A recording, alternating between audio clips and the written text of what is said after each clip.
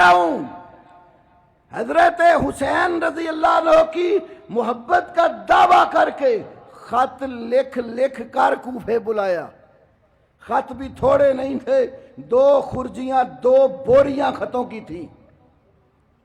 ایران سے چھپنے والی کتاب العیون العبرہ فی مقتل سید الشہداء، طبرسی کی الاحتجاج، باقر مجلسی کی جلال عیون، ان میں لکھا ہے جب حضرت حسین کربلا میں پہنچے وہ خط لکھنے والے انکاری ہو گئے، ہم نے کوئی خط نہیں لکھے۔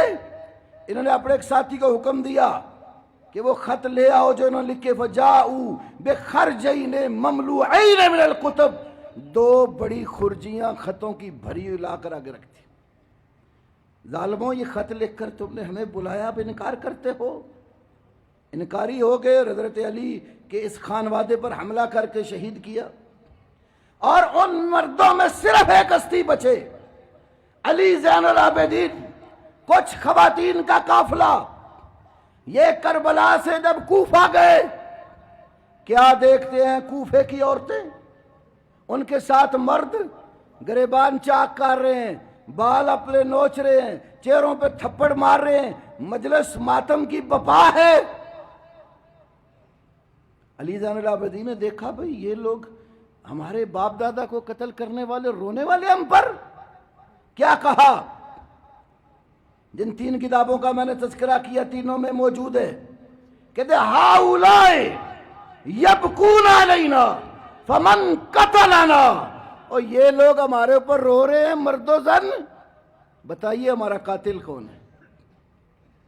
مارنے والے وہی رونے کا ڈھنگ بنا کر مظلومیت کا رونا رو رہے کہ ان کے اوپر ظلم ہو گیا، خود ظلم کر کے پیٹنے لگ گئے۔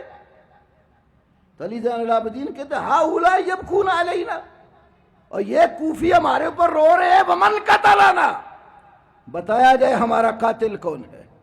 لاہور سے اندرون موچی دروازہ سے چھپنے والی کتاب خلاصۃ المصائب، اس میں لکھا ہے قاتلان حسین میں لیس فیہم شامی ولا حجازی بل جمیعہم من اہل الکوفہ، ان میں نہ کوئی شام کا بندہ تھا قاتلان حسین میں اور نہ کوئی حجاز کا تھا، بل جمیعہم من اہل الکوفہ، سارے کے سارے تو کوفے والے تھے۔